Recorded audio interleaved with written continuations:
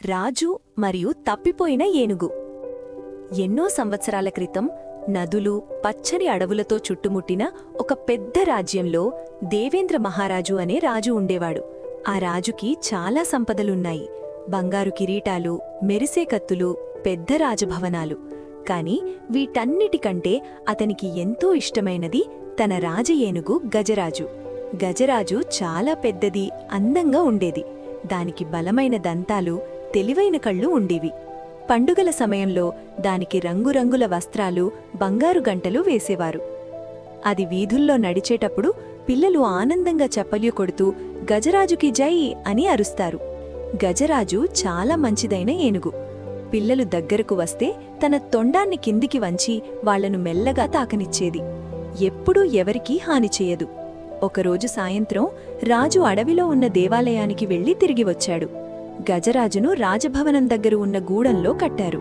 కాని మరుసటి ఉదయం గజరాజు కనిపించలేదు. గొలుసులు తెగిపోయాయి. గూడం తలుపు తెరిచి ఉంది.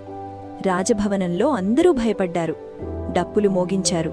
సైనికులు అన్ని దిశల్లో వెతకడానికి వెళ్లారు. రాజు ఏనుగును వెతకండి అని అందరూ చెప్పుకుంటూ పరుగులు తీశారు. రాజు చాలా ఆందోళన పడ్డాడు. ఇంత పెద్ద ఏనుగు ఎలా కనిపించకుండా పోయింది అని కోపంగా అడిగాడు. సైనికులు అడవిలోకి వెళ్లి బిగ్గరగా అరుస్తూ వెతికారు. కాని గజరాజు ఎక్కడా కనిపించలేదు. కొన్ని రోజులు గడిచిపోయాయి. అదే సమయంలో అడవి దగ్గర ఉన్న ఒక చిన్న గ్రామంలో పిల్లలు నది దగ్గర ఆడుకుంటున్నారు. అప్పుడే చిన్నరాము నేలను చూసి అన్నాడు, చూడండి, మట్టిలో పెద్ద పెద్ద అడుగుల ముద్రలు కనిపించాయి. ఇవి ఏనుగు అడుగుల ముద్రలు అని పిల్లలు ఆశ్చర్యపోయారు. వెంటనే వాళ్లు గ్రామ పెద్దలకు చెప్పారు. గ్రామస్థులు శాంతంగా అడవిలోకి వెళ్లారు. వాళ్లు అరవలేదు.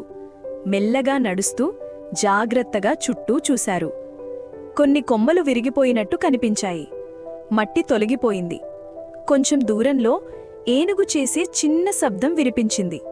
అక్కడ పొదల వెనుక గజరాజు ఉంది. అది ఆకులతో కప్పబడిన లోతైన బురదగుంటలో పడిపోయింది. ఎక్కడానికి చాలా కష్టపడుతోంది. గ్రామస్థులకు చాలా జాలివేసింది. భయపడకు గజరాజా అని ఒక పెద్ద మెల్లగా అన్నాడు. అందరూ కలిసి సహాయం చేయడం మొదలుపెట్టారు. కొంతమంది బలమైన తాడులు తెచ్చారు. కొంతమంది అరటిపండ్లు, చెరకు తీసుకొచ్చారు. ఇంకొందరు మట్టిని తీసి పైకి ఎక్కే దారి చేశారు. పిల్లలు కూడా ఉత్సాహంగా చెప్పారు, రా గజరాజా, నువ్వు చెయ్యగలవు. చాలా సమయం తర్వాత గజరాజు నెమ్మదిగా పైకి ఎక్కింది. తన తొండాన్ని పైకి ఎత్తి గట్టిగా శబ్దం చేసింది. అడవంతా ఆ శబ్దం మారుమోగింది. గ్రామస్థులు ఆనందంతో చప్పట్లు కొట్టారు. కొంతసేపటికి రాజు అక్కడికి వచ్చాడు. తన ప్రియమైన ఏనుగు సురక్షితంగా ఉందని చూసి రాజు చాలా సంతోషపడ్డాడు. కాని అతను ఆశ్చర్యపోయాడు.